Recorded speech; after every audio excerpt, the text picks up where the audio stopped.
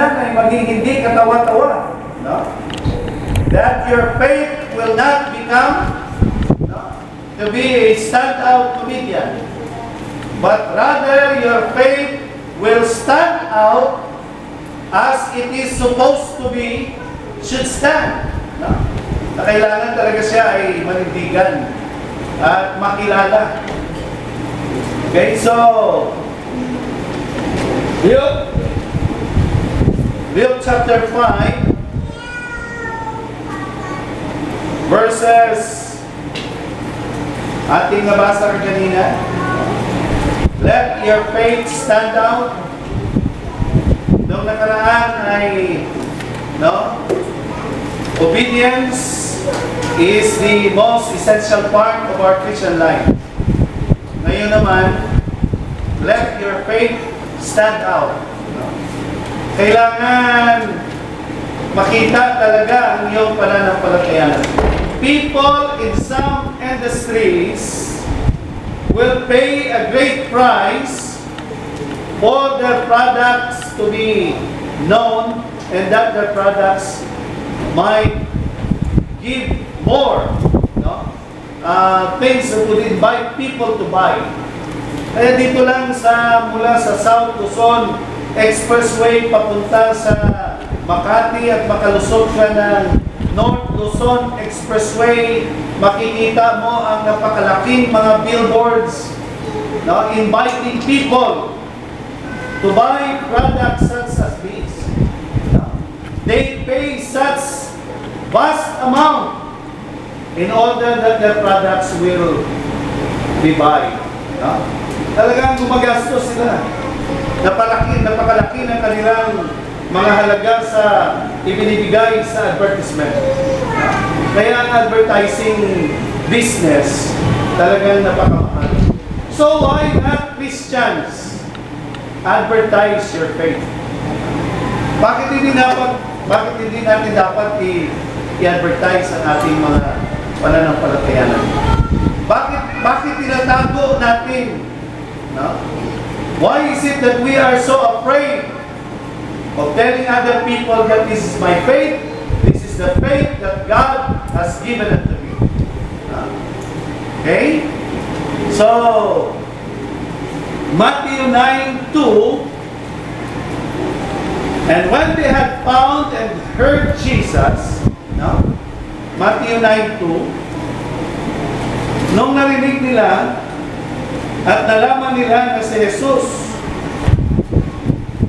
ay malapit sa kanila, and he entered into a ship and passed over and came into his own city, and they brought to him a man sick of the palsy, lying on a bed. And Jesus, seeing their faith, said unto the sick of the palsy, Son, be of good cheer, thy sins be forgiven thee. Ang sabi niya dito, seeing their faith, nakita niya ang kanilang pananampalataya.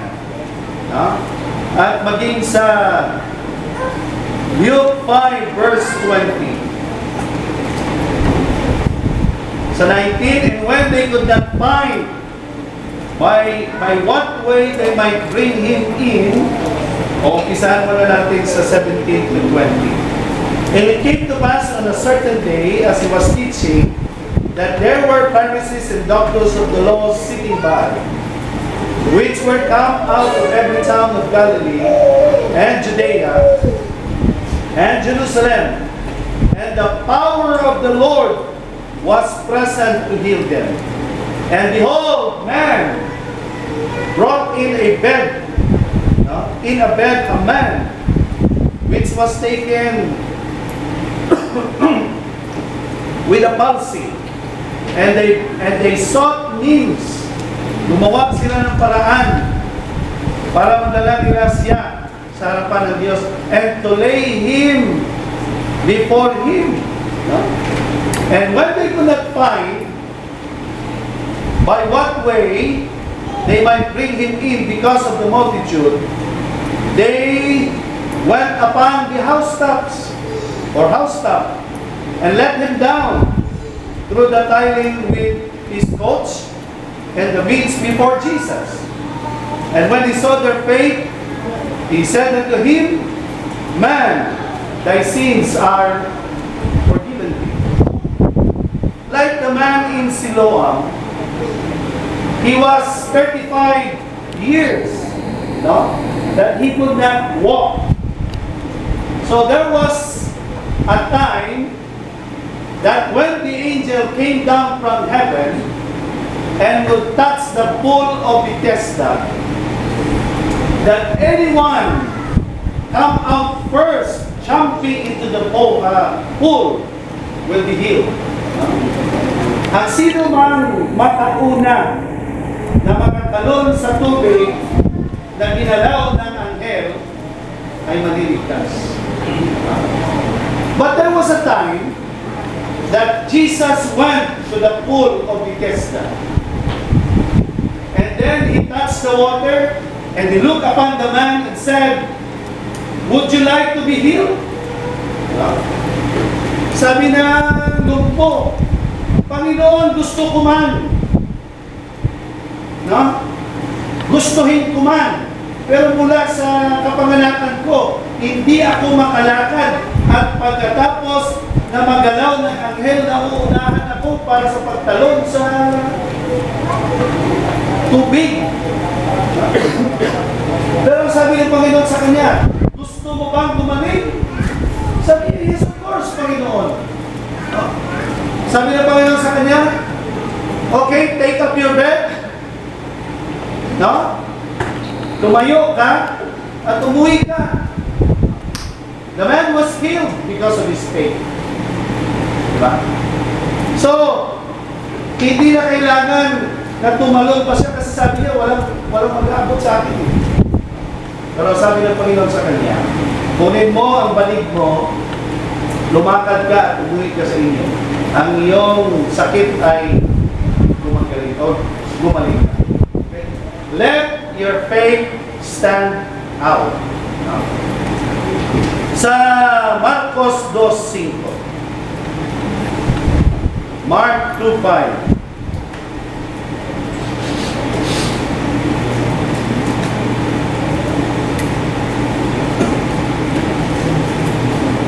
When Jesus saw their faith, he said unto the sick of the palsy, Thy sins be forgiven thee. Ano ang parating nakikita ng Panginoon? Anyway, saan si June? Ayun si June.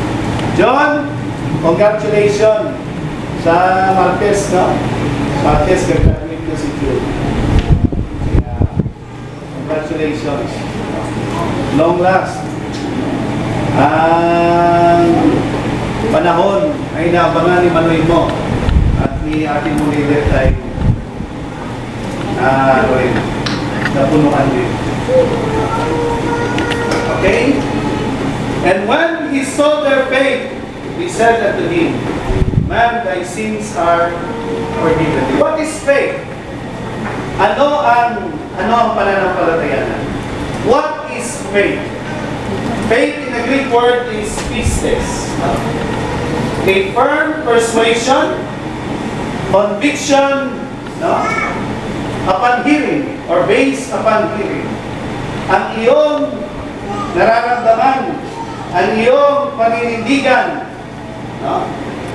Because faith cometh by hearing, after hearing the word of God. Sabi sa Romans. Firm persuasion. Conviction based upon hearing. Okay? A conviction based upon hearing. And it is also akin to piteo, sa obedience or sa word na obey, to persuade. Is used in the New Testament always of faith in God or Christ or things spiritual. Yan po ang sinasabi ng pananampalataya. Pero ang sabi sa Hebrews 11:1, faith is the hope. Pasahin na natin. Hebrews 11:1. Para hindi tayo magkamali.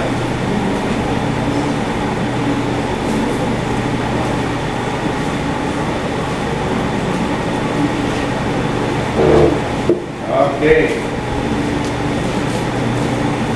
Now faith is the substance of things hoped for, the evidence of things not seen. Yeah, okay? So, Hebrews 11:1. Let your faith stand out. And there was a word also, pisteo, a firm conviction producing a full acknowledgement of God's revelation or truth. God's revelation or truth. A full acknowledgement of God's revelation or truth. Pero ang nakakalungkot dito mga kapatid, ang sabi sa 2 Thessalonians, and that God should give them a strong delusion. Okay? And that God would send them a strong delusion that they would believe a lie. Okay? Minsan sa kasamaan ng tao, sa katigasan ng ulo ng tao, God would send them a strong delusion that they would believe a lie. Sige na lang, para talagang mapatunayan mo na ikaw ay matigas ang ulo mo, sinungaling ang mga isip mo, ibigay ko na lang ang kaisipan mo sa paniniwala sa mga kasinungalingan. No? And that, ang sabi niya dito, no? Sa 2 Thessalonians, minsan nakakalungkot na pag hindi ka talaga papakinabangan ng Panginoon at hindi ka sumunod sa Panginoon, ibibigay niya na lang ang iyong kaisipan. Sabi niya. Sabi niya dito sa 11 and 12. And for this cause God shall send them strong delusion, that they should believe a lie, that they all might be dumb, who believe not the truth, but had pleasures in unrighteousness. How could you manifest your faith? How to let your faith stand out? Dito natin makikita number 1. Ang sabi niya dito number 1, we need to have a personal surrender to Him. No? Sabi niya sa John 1:12, a conviction inspired by such surrender. For we walk by faith, not by sight. A personal surrender to Him. John 1:12, but as many as believe Him, to them gave the power to become the sons of God. A conduct inspired by such surrender. 2 Corinthians 5:7. No? For we walk by faith, not by sight. Number 1, let your faith stand out. Okay. Let your faith stand out. Number 1, their faith agrees. Ang kanilang pananampalatayanan ay nagtutugma. Balikan natin sa chapter 5 ng Lucas. And when they could not find by what way they might bring him in, because of the multitude, they went upon the housetop and let him down through the tiling with his coats into the midst before Jesus. Their faith was being stand out. Their faith was being seen. Talagang nakita ang kanilang pananampalatayanan. Nakita ko ano ang pananampalatayanan meron sila. Bakit ang kanilang pananampalatayanan ay nagkasundo na magkaisa. Ang pilay, ang lumpo, walang magawa, and yet he had faith with his friends, and his friends had faith in Christ. And that their faith agrees to each and every one. Kung wala tayong magagawa, maghahanap tayo ng paraan para magawa ng paraan na ang ating kaibigan ay mabigyan ng lunas sa kanyang karapatan. That faith agrees. The intervention of his friends. Kung walang pananampalatayan ang bawat isa sa kanila, no? The 5 of them, Because the one is in the couch, and the four other is holding the stretchers, no? Holding sa bed. Kailangan apat, so lima. Ang isa may sakit, ang apat may hawak sa bawat sulok ng kanyang higaan, umakyat, no? Sa taas ng bubong dahil sa kapanahunan ng Panginoon. Ang mga bahay nila may mga balconies. So hindi naman madalas umuulan sa Israel. Kaya ang kanilang mga bubong, di tanggal-tanggal. Naka-tiles lang, naka-tiles ang kanilang mga bubong. No? So, nakapatong-patong lang. Pinato yung mga puti na pinagpapatong-patong kasi hindi naman madalas umulan. Madalas pa nga magbagyo ng mga likabok, sandstorms. No? So, ganun ang kanilang bahay. Okay? And when they could not find, 18, and behold, men brought in a bed, a man which was taken with a palsy, and sought means, naghanap ng paraan para may pasok siya sa bahay, and to lay him before Jesus, and that Jesus would touch the sick man and be healed. Pero dahil napakarami ng tao na nag-aabang, napakaraming taong mga nakapila, at yung iba siguro nagbamasid at nag-oobserba kung anong meron sa loob. Okay? So, nang hindi sila makakita ng pagkaan, ang kanilang pananampalatayanan ay nagkasundo. Their faith agrees. Because there was the helplessness of a sick man. Wala siyang magawa kahit may pananampalatayanan siya, pero dahil siya ay lumpo, there was the intervention. May namagitan, may nangialam dahil nagkaisa ang kanilang pananampalatayanan. Mga kapatid at mga ginagawa, minsan kasi sa ating mga buhay, some friends helps the paralytic. And there was the helplessness. He is totally immobile. Lying mo naman. John 5:5.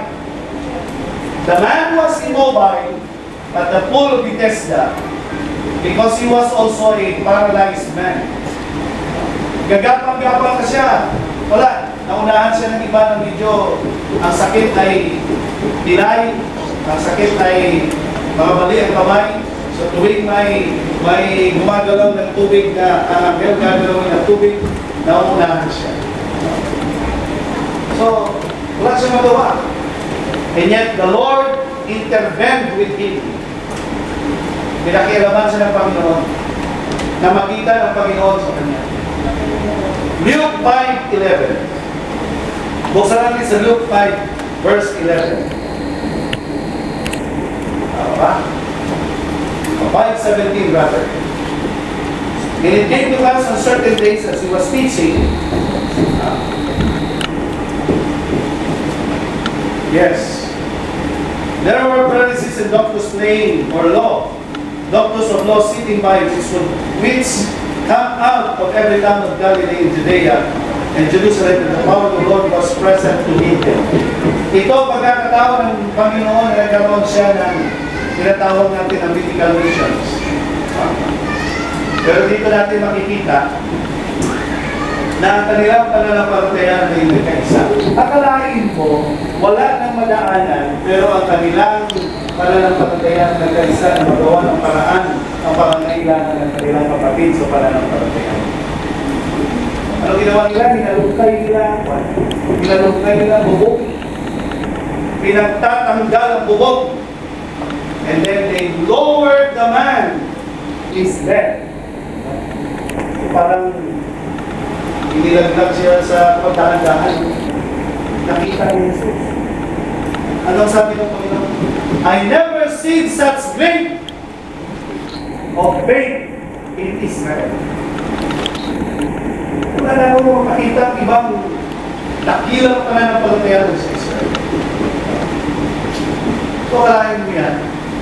It was the Lord's declaration. Kahit yung babaeng balo, Sabi niya, wala na akong nakitang ganitong klaseng pananampalataya sa Israel. Even the centurion's faith in Christ.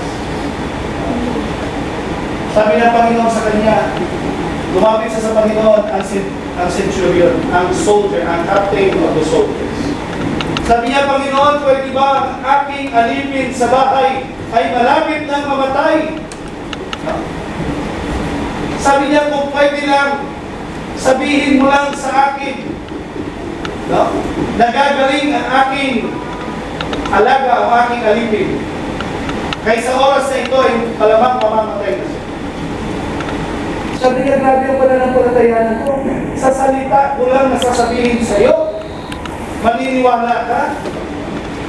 Because of his faith, sabi niya, I am an officer of the soldier. I tell men to do this, I tell men to go there, and yet they follow. The same Lord, as whatever He will tell me, I will believe that my servant will be healed. Straightway after he went home, the centurion's servants was healed. Okay? The intervention by his friends, there was the helplessness, and there was the ingenuity of his friends. Talagang ang kanilang isip matalas talaga. Ingenuity. Talagang gumawa sila ng paraan. Sabi niya, kung hindi natin ito gagawa ng paraan, maaaring matagal na naman. Gagaling ito kung kailan na naman susundan natin si Jesus, kung kailan si Jesus babalik dito. The ingenuity of his friends. Their faith agrees. Nagkaisa ang kanilang mga pananampalatayanan. Talagang ginawa nila ng paraan ang kanilang kaibigan. They carry him to Jesus.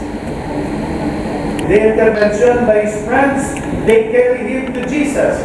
The ingenuity of his friends, unable to approach Jesus because of the crowd in the house where he is teaching, they lower the paralytic through the roof. Pamamagitan ng bubog.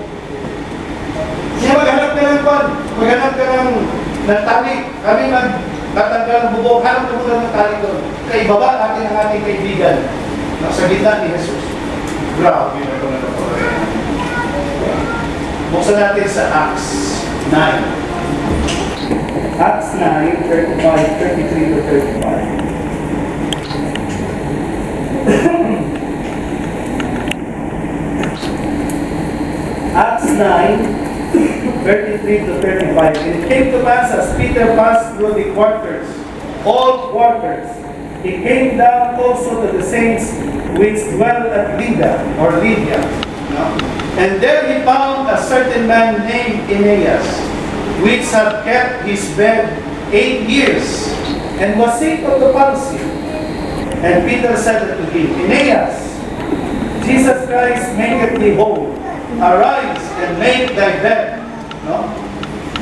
And make thy bed. And he arose immediately. And all that dwell at Lydda and Saron saw him and turned to the Lord. Ito ang ginawa nila ni Apostol Pedro. Si Aeneas na may sakit na paralytiko, sabi niya, lipitin mo ang higaan mo, tumayo ka, ikaw ay pinagaling ng Panginoon. And all the people of that place, sa lugar ng Saron, ang kanilang puso ay nabalik sa Panginoon at sinunod nila ang kalooban. Kaya minsan, ang ating pananampalatayanan, pag nagkasundo, ang ating pananampalatayanan ay naihayag natin. Ang ating pananampalatayanan ay naipakita at mapakita natin ang gusto kung ano talaga ang nilalaman ng ating pananampalatayanan. People will believe. People will agree of what you have believed in Christ. Pero minsan, kung ang ating pananampalatayanan is just more than a words of my mouth and yet never being planted in our hearts. It was never being put foundationally in our mind. Then it's all about words. Para mga salita lang. So kailangan ang ating pananampalatayaan magkaisa sa ating isip, magkaisa sa ating puso, at may nilalaman sa ating mga pananalita. Kasi sometimes we say that we have faith, and yet what is the outcome of your faith? What is truly the stand out of your faith? Minsan we have more verses to memorize, and yet the moment we have been tried, ang ating pananampalatayaan parang patay. Kasi it needs to be more than a memorization of that verses. It should be an actual manifestation of what truly you believe in Christ. Kailangan ang ating pananampalatayaan, kung ano talaga ang ating pananampalatayaan, kailangan makita yan siya sa ating daily practical life. It is not just only a memorization of Hebrews 1:11. Hindi lamang ito na-memorize mo, for faith is the substance of the things you believe and the things you hope for, but it is how you actually live to it day by day. You said you have faith, and yet wala ka lang masaing, wala ka lang ulam. How would you practice your faith? How would you practice your faith? So, it needs to be agreed in every faculty of our life. Because we have three faculties. The intellect, the emotions, and the will. It should be correlate to the things, the faculty of your personality. So, kailangan magkasundo talaga siya. Na ang iyong galaw, ang iyong salita, kung paano ka magtagumpay sa araw-araw mong problema, ay kung paano may papakita mo ang iyong pananampalataya. Sabi natin, ang dami mong bersikulo na nasa ulo. Pero bakit puro murmuring pa rin at marami ka pa rin reklamo? How could you exercise your faith? So let your faith stand out. Sino nakakilala sa inyo kay Nicholas Bojic? Si Nicholas Bojic, yung Australian boss niya. His father and mother was from Europe. He migrated to Australia. Si Bojic, si Nick Bojic. Siya ang founder ng Life Without Hands and Limbs. Walang kamay, walang paa, pero napakaganda ng asawa. Nagkaanak. Okay? Sabi niya kung buhay natin, sabi niya, how could you tell your faith? Ako, wala akong mga kamay, wala akong mga paa. But I need to exercise my faith. The more na tayo na kumpleto, dapat walang rason na magreklamo sa Diyos. Kasi kumpleto ka. Siya, nag-iisa lang, ganito lang kahaba ang paan niya. Pero bakit niya napagtagumpayan ang kanyang pananampalataya? Bakit ikaw na kumpleto? Bakit puro reklamo? And yet you tell us, you have more verses that you have been reciting and memorizing every day.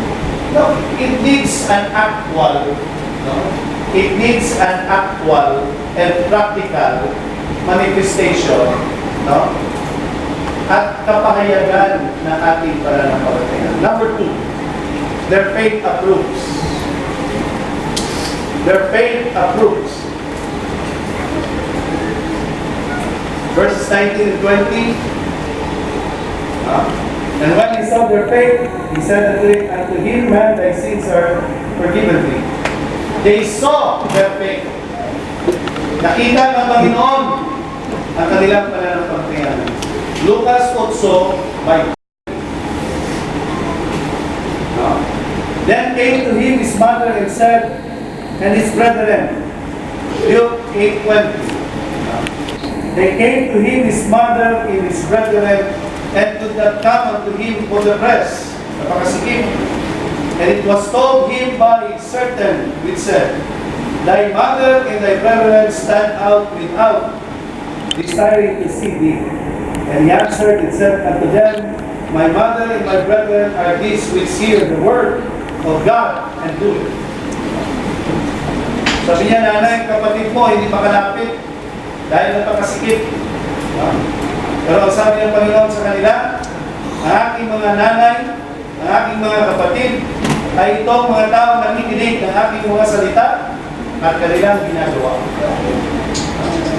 Their faith approves those who do God's words. Those who believe and do God's word are those people, no, na kung saan kasama at maging nakakasama sa pananampalataya meron sa Panginoon. Their faith approves. Paano napatunayan? Di ba, nagkaisa sila? Ang napatunayan ang kanilang mga pananampalataya because of their doings. Your faith will be approved by what you are doing to your faith. Maaprubahan ang pananampalatayanan mo o ang pananampalatayanan mo ay isinasabuhay mo. Wala silang magawa, masikip. Maraming tao, ang kanilang naisip, balik tayo sa bubong. Sa bubong tayo. Ganon din ang ginawa ni Nicodemo. Si Nicodemos, maliit na tao, kahit marami siyang pera, basta sa pananampalataya, walang tinitingnan kung ano man ang kalagayan sa buhay. No, si Nicodemo, wala siyang magawa. Maliit siya, ay napakaraming tao. Taran. Wala, hindi marinig si Nicodemo. Kami nga, gusto rin makita si Jesus. Maghanap na parang mo. Kaya ang ginawa ni Nicodemo, umakyat sa puno ng sinagogo. Kasi sa Diyos pa si Nicodemo pala sa sorry. Si Zacchaeus pala. Nicodemo ako ng Nicodemo. Si Zacchaeus pala. Salamat kay umaten pala kayo ng Sunday School. Si Zacchaeus. Ang inakyatan niya, hindi matibay na kahoy yun. Si Kamor. Medyo matinig pa na kahoy yun. Okay? Pero kalahin mo, napatunayan ang kanyang pananampalataya sa Panginoon. And what he did, he invites the Lord. Kasi nakita ng Panginoon ang kanyang ginawa. Naaprubahan ng Panginoon, napatunayan ng Diyos, na si Nicodemo gumagawa ng paraan para makita ang kanyang pananampalatayanan. Nicodemo. Zacchaeus! Kaya? Nicodemo. Sino sa inyo makapag-donate ng memory gold? Kailangan ng pastor ng memory class. Kaya sila kasi hindi bakit natawan. Sa Zacchaeus na sa isip mo, sa Nicodemo ang nasa isip. Hindi aprobado. Kasi minsan, iba nga sa isip mo, binabanggit mo. Ibang binabanggit mo. Ganon din yan minsan. Pag manligaw ka, pag hindi mo masabi, pero gusto mo talaga sabihin sa nililigawan mo, pagdating mo sa bahay ng nililigawan mo, talagang ini-ersisyo mo na sa bahay. Magandang gabi po. Ako si Roan Poyugao ay namamantik at namamagpapaalam na kung pwede ay nakapunta at makadalaw sa bahay. Walang exercise. Minimorize na. Pagdating doon sa bahay na, pagbukas ng pintuan, Kuyang gabi. Maganda po, Manong.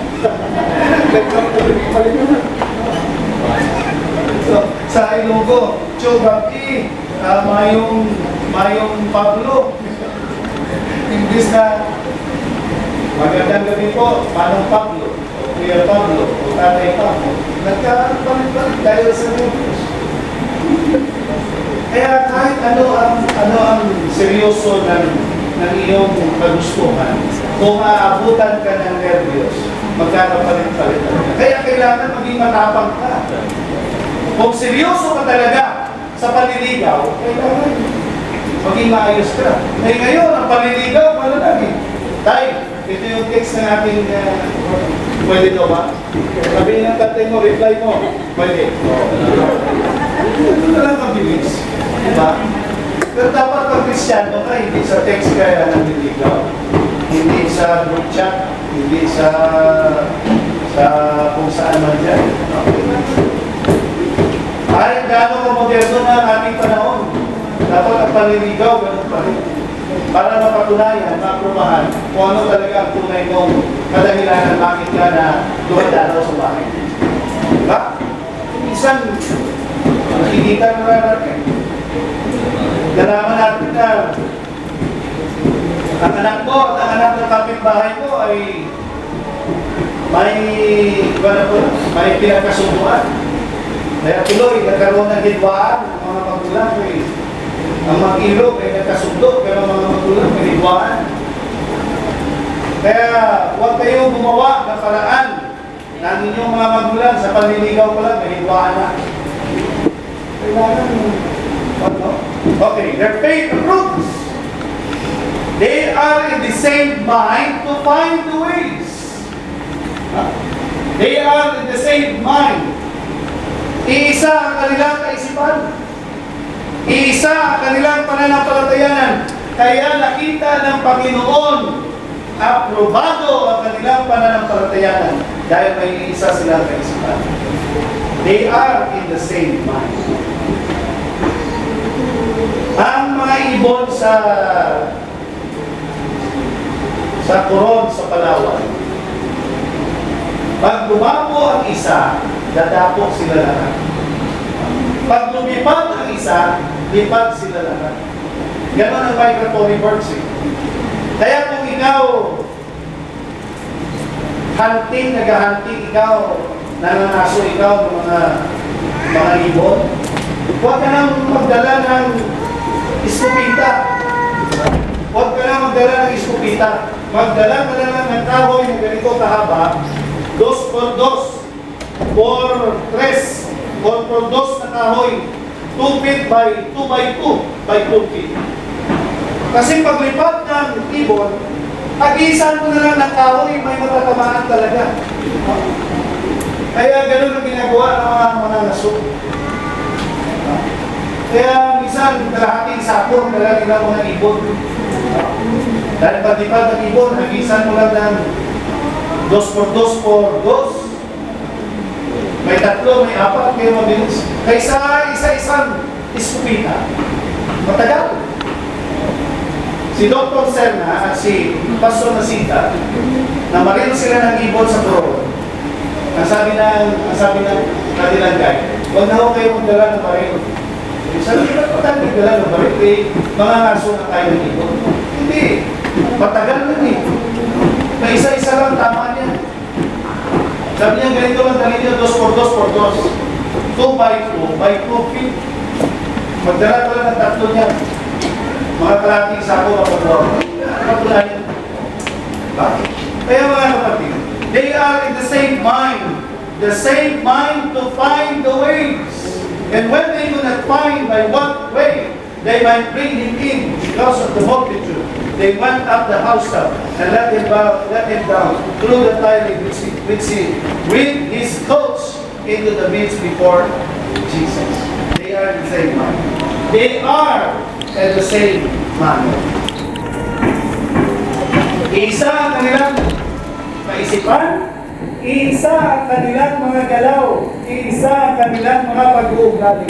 The same manner. They are in the same manner. Christians should be in the same mind. Christians should be in the same manner. Ang ating pag-uugali ay hindi dapat magkaiba sa pag-uugali ng ibang Kristiyan.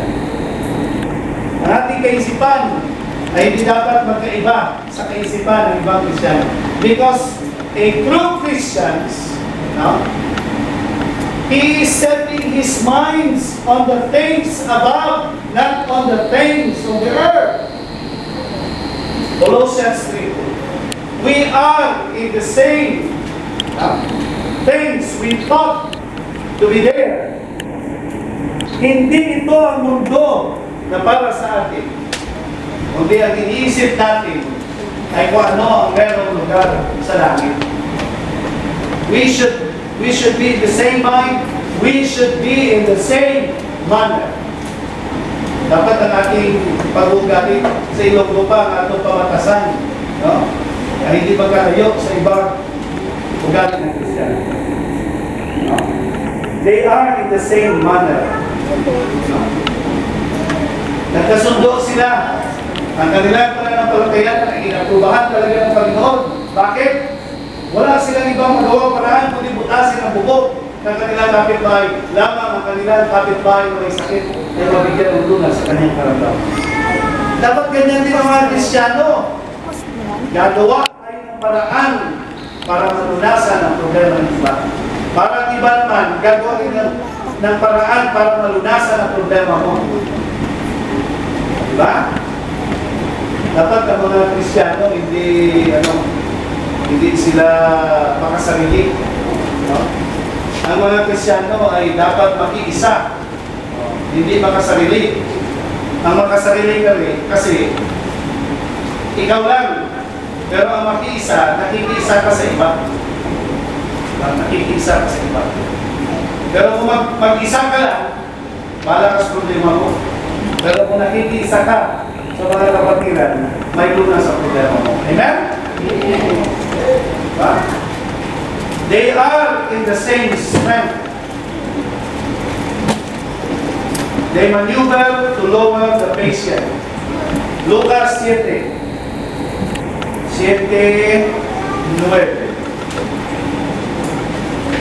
When Jesus heard these things, ito na centurion. When Jesus heard these things, he marveled at him and turned him about and said unto the people that followed him, I say unto you, I have not found so great faith, no, not in Israel. Sabi niya sa mga tao, tumalikod ang Panginoon sa centurion at sinabi sa mga tao, wala akong nakitang dakilang pananampalataya katulad ng tao ito. Kahit pa man sa Israel, wala akong nakita. When Jesus heard these things, he marveled. Nagulat ang Panginoon. Kasi ang sabi niya dito, For I also a man set under authority, having under me soldiers. And I say unto one, Go, and he goeth, and to another, Come, and he cometh, and to my servant, Do this, and he doeth. Sabi niya, ang iba, inuutosan mo, punta ka noon, punta ka dito, gawin mo to, gawin mo yan. Ginagawa niya. Kaya Panginoon, kung maaari, sabihin mo sa akin, ng aking alipin ay iyong pagalingin. Lamang ako ay manampalataya at maging ang aking kaisipan ay payaman. No? And this, when Jesus heard these things, he marveled at him and turned him about and said unto the people that followed him, I say unto you, I have not found so great faith, no, not in Israel. His faith stands out. Nakita ng Diyos ang kanyang pananampalataya. Wala akong nakitang dakilang pananampalataya na katulad sa iyo na meron sa Israel. Ngayon lang. Ngayon lang. Okay? And then 7:50. 7:9 and 7:50. And he said to the woman, and they that sat at meat with him began to say within themselves, Who is this that forgiveth sins also? Sabi niya, sino ba ito nagpapatawad ng kasalanan? No? Ito yung may mga utang. No? Creditor and 2 debtors. Pero ang sabi niya sa babae, and he said to the woman, Thy faith hath saved thee. Ang iyong pananampalataya ay siyang nagligtas sa iyo. Lumakad ka sa iyong kapayapaan. And thy faith have saved thee. ang iyong pananampalataya ng siya nakapagligtas. Bakit hindi sinabi ng Panginoon, your election, safety. Bakit? Your faith have saved you. Kaya nga mga kapatid, they are in the same strength, maneuvering to lower the patient in the midst of the Lord Jesus Christ. And 17 verse 19. Luke 17 verse 19. 17 verse 19. And he said unto him, arise, go thy way, thy faith hath made thee whole. Ito naman yung 10. And Jesus answering word that 10 cleansed, yung 10 mga kitungin. Ang 10 mga kitungin. At isa lang ang bumalik. And he said to him, arise, go thy way, thy faith hath made thee whole. Lumakad ka, tumayo ka, lumakad ka, ang iyong pananampalataya ang siyang nagpagaling sa iyo. And then Genesis 22 verse 12. And the Lord said unto Abraham, do not touch your son. Huwag mong saktan ang iyong anak. Inihandog niya si Isaac.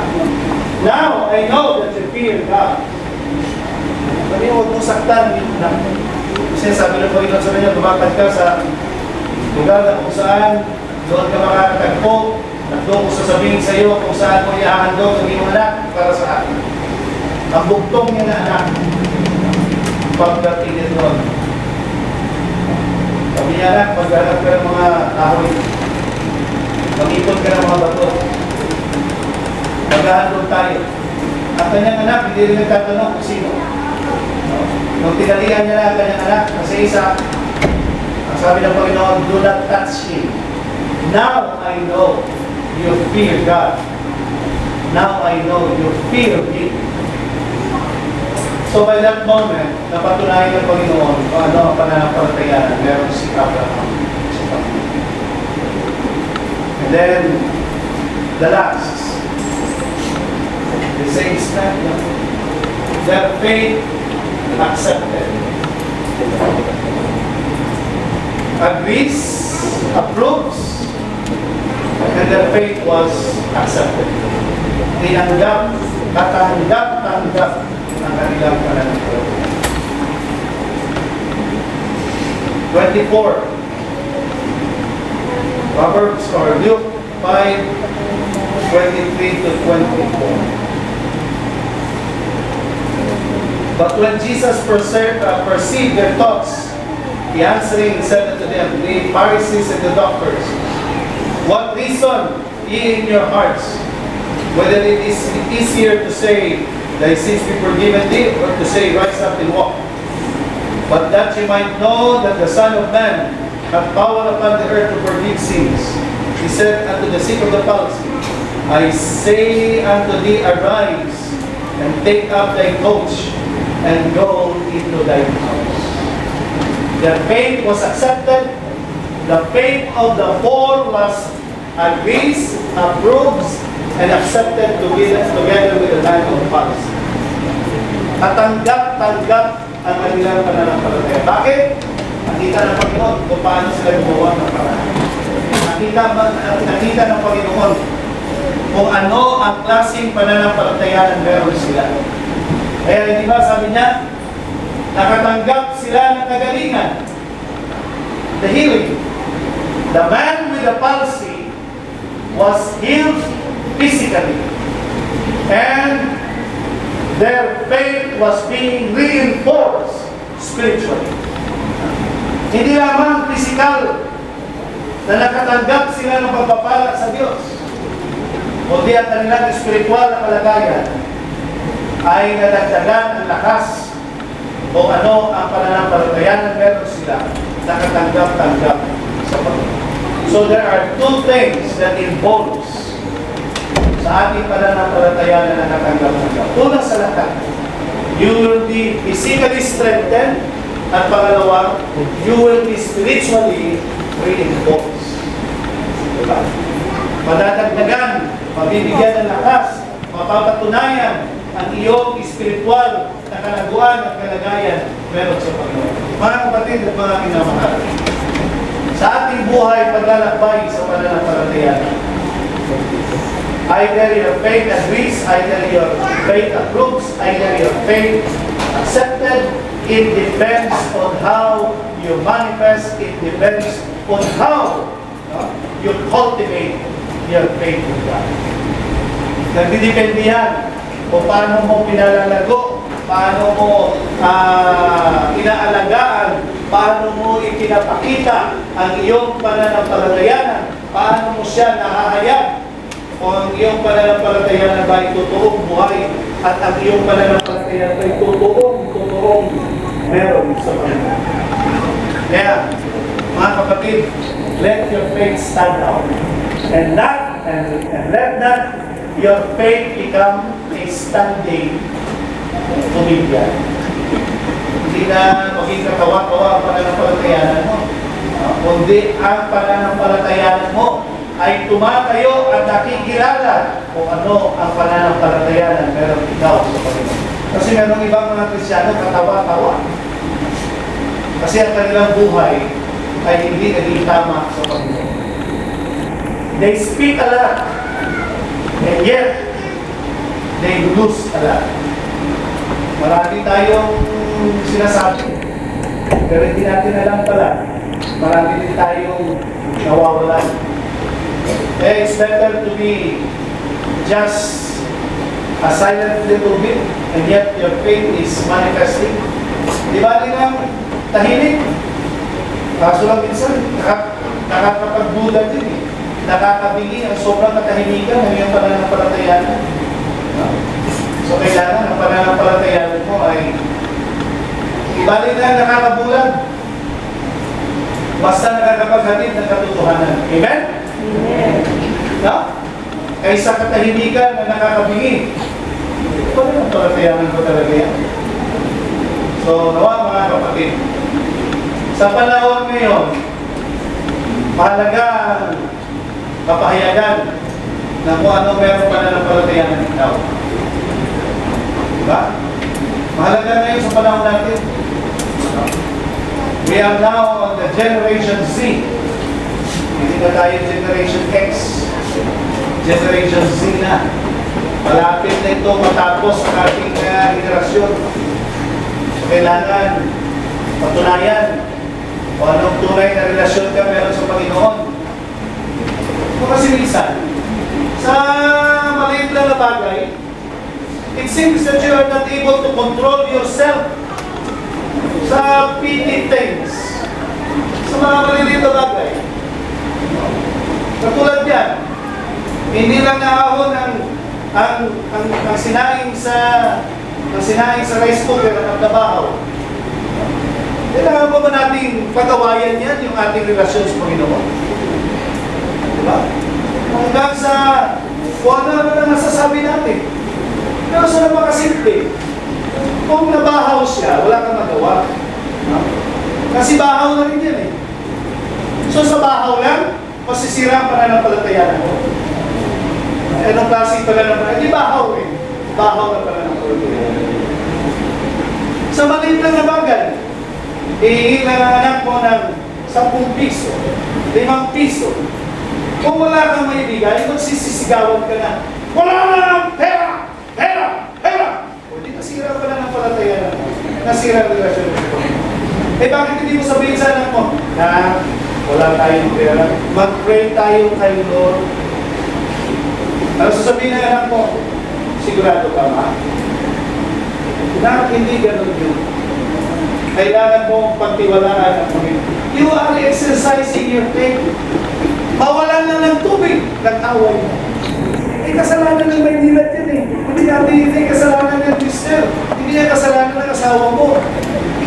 Kung nagkasala man siya, hindi siya nakapag-ipon. Pero sa ganung bagay, masisira ang ating pananampalatayanan. Kali-kali. So mga kapatid, minsan maliliit lang yan. Pero diyan makikita kung anong relasyon, ano ang pagkilala mo sa pananampalataya ng Diyos. Diba? In short, I lost my chicken. Ang nakarang araw, nawala ang aking manok. Ikot ako ng ikot. Sabi ko, kung buhay ang aking manok, uuwi siya. Kasi 24 hours na, hindi ka nakauwi. Ikot ako doon, baka makita ko manok ko. Pero isang kahit ganun na yan, masisira ang pananalig mo sa Diyos. Ba? Naghahapon, inihatid, Pastor, ito yata ang manok mo. A little faith to be exercised. Diba? That works. Bakit? Baka may makita kayo manok na ganito tsura, ha? Makikita kayo manok mo na wala. Diba? Pero a little things, and yet your faith was being exercised. Hindi na rin, Pastor, manok ko to. Kasi hindi itsura ng manok namin. So mga kapatid, let your faith stand up. That other people might say, I have not seen so great faith like this in Lord Poyugao. Hindi pa ako nakakita ng pananampalatayang ganito, pero sa Lord. Alala mga kapatid. Ating pananampalatayaan, maliit man yan katulad ng mustasa, hindi na mustasa, pero maaari siya lumaki ng puno na kasing laki ng mangga. Ay mananapin. Manal, dakilan ng Diyos, ikaw ay aming pinupuri, ikaw ay aming pinasa sa naman. Mamuna ka, magpala ka,